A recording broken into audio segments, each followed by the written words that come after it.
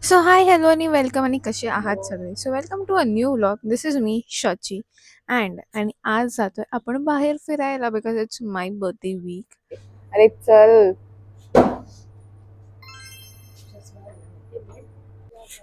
Thumbnail बघितलं असेल तर तुम्हाला कळलं असेल की कुठे चाललोय, बट त्याच्या आधी देवाला गाणं घातल्याशिवाय कसं निघणार. Being a Konkani this is a must.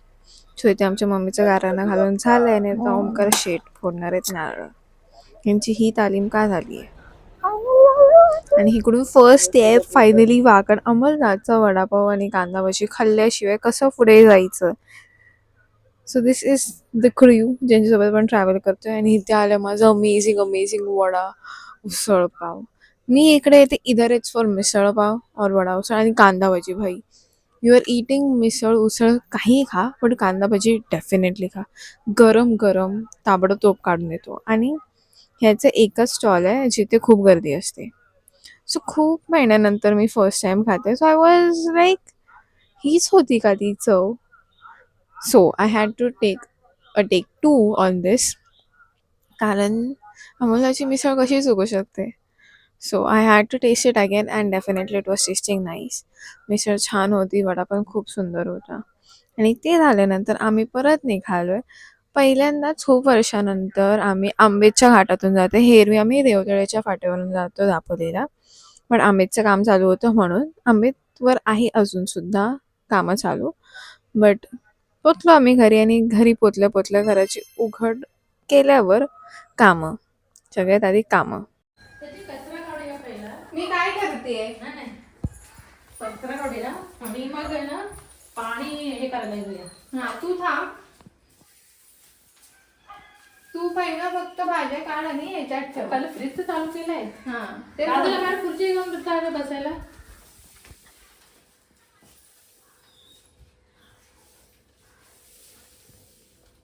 मजा येते. इथेच भरते हा. आणि मग हे बघा घराची परिस्थिती. आता हे तुम्हाला मी आधीचं दाखवते.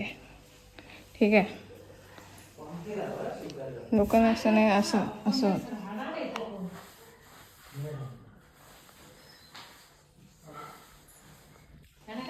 हे अशी परिस्थिती आहे आता सध्या घराची, म्हणजे बिकट. आता एका तासात हे सगळं रिवॅम्प करून बघा कसं दिसतंय. बिकॉज ऑब्विसली मी तरी आय मेक इट शुअर की ते चांगलं असो, सो दॅट ॲटलिस्ट 4 दिवस चांगल्या माणसांसारखे तरी लोक राहतील. आणि मग त्याच्यानंतर मी मला बाहेरची पण परिस्थिती दाखवते. It is so disheartening. म्हणजे तुम्ही गावी नसता आणि गावची लोक घर इतकं खराब करतात सिरियसली. म्हणजे त्यांना किंमतच नाही बाबा. अंघोळ झाली, अंघोळ पाणी चालू करायला गेलेलो आणि कॉप उलटा फिरला. जास्तचे कपडे तर नाही आले, आता ओले कपड्यांमध्ये राहावा. घराची हालत बघा काय केली. ठीक आहे, पहिलं खाऊया. आणि अशा प्रकारे आम्ही जेवण बनवायला सुरुवात केलेली आहे. मग आमची मम्मी एकदम गावठी पोशाखात. काय बोल मम्मा. मला गावी काय यायचं 25th बर्थडेसाठी, बिकॉज एवढी वर्षाची आजी होते ना, मी दर बड्डे गावी सेलिब्रेट केला डिसेंबरचा. So just wanted to relive this moment. But ठीक आहे. So we are starting with chicken. तेल टाकले, तेलात लसूण आणि कढीपत्ता बारीक चिरून टाकला आहे. तर हे थोडंसं पोळल्यावरती ह्याच्यात टाकणार आहे कांदा आणि टोमॅटो. सो कांदा आणि टोमॅटो चांगला काय बोलतात भाजून घ्यायचं आहे तेलावरती. आणि हे झाल्यानंतर आपण टाकूया आपले मसाले. हळद, त्याच्यानंतर आहे चिकन मसाला. तुमच्याकडे नसेल तर तुम्ही गरम मसाला सुद्धा टाकू शकता. गरम मसाला आणि चिकन मसाला ऑलमोस्ट सेम, फक्त टेस्ट वेगळी येते. आणि मग नंतर आम्ही टाकले तिखट आमच्या अंदाजानुसार आणि हे चांगलं मिक्स करून घेतलं. आता हे ठेवून दिलेलं 2-4 मिनटं तर येईपर्यंत. आणि ते झाल्यानंतर साफ केलेलं चिकन टाकलं. बाय द वे गावचंच चिकन आहे, आम्ही ऑन द वे येताना घेतलेलं, मुंबईवरून आणलेलं चिकन नाही आहे. हे चांगलं मिक्स करून ह्याच्यावरती पाण्याचं झाकण ठेवलं. भारी डोकं आहे. मुंबईवरून पीठ आणलंय, मळून आणलंय, पण दळणच नाही घेतलं. म्हणजे पीठ आणलंय बट चपातीवालं पीठ नाही आणलंय, फक्त मळलेलं पीठ आणलंय. तर आता तांदळाच्या ह्याच्यात चपात्या करतो. हुशार.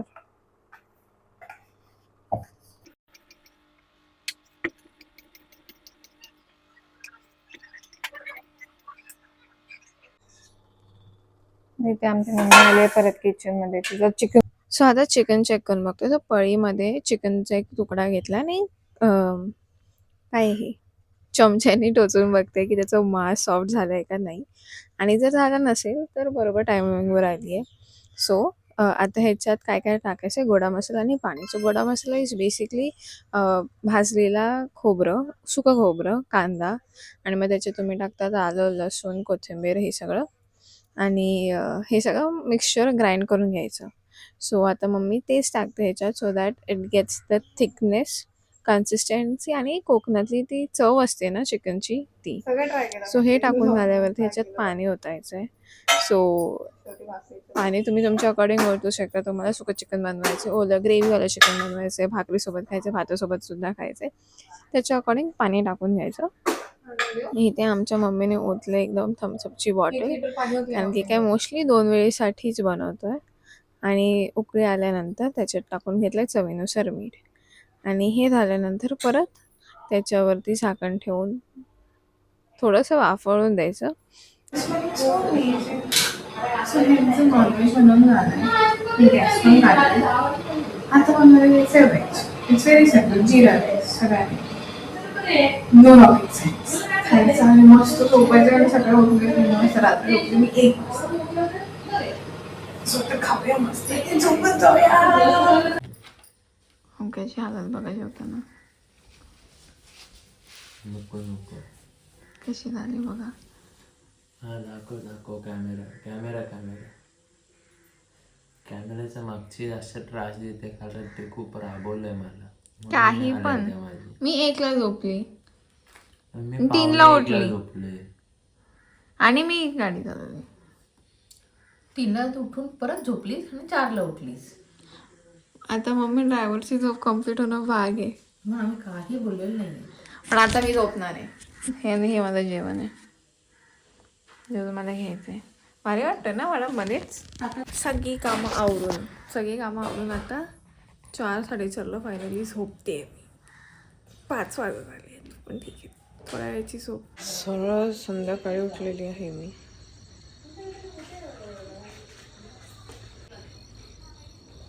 भारी वाटतं ना. सो एवढं सगळं काम केल्यानंतर परत कामाला लागलं, कारण आता रात्रीचं जेवणाची तयारी केली पाहिजे. तर इकडे तवा आहे, म्हणजे गावी ठेवल्यावरती रश तर लागणारच, आपण घरात ठेवतो तेव्हा पण लागतं.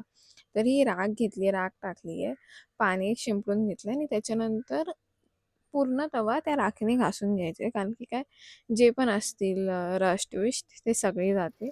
आणि राख इज रामबाण उपाय, म्हणजे आधी तर ह्याच्यानेच सगळे भांड्या बिंड्या पण घासायचे, ह्याचाच स्लेप लागतो सगळ्या चुलीवरच्या भांड्यांना.